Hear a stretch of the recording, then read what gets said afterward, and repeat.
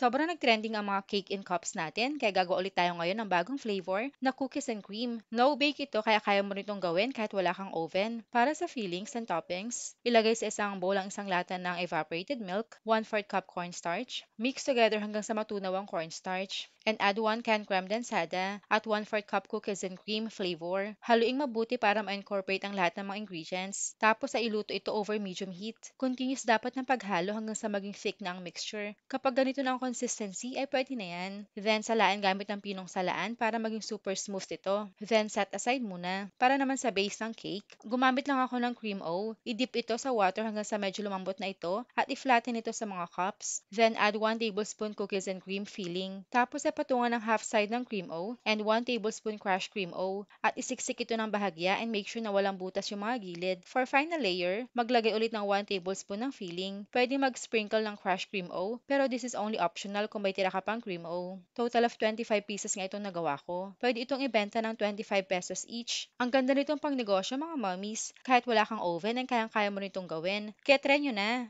At kung umabot ka nga sa part na ito ng video, ay paki-comment nyo naman kung taga saan kayo para alam ko hanggang saan umabot ang ating recipe. Please follow para sa mas marami pa mga simple at affordable na dessert at merienda recipes. Sa uulitin mga mommies,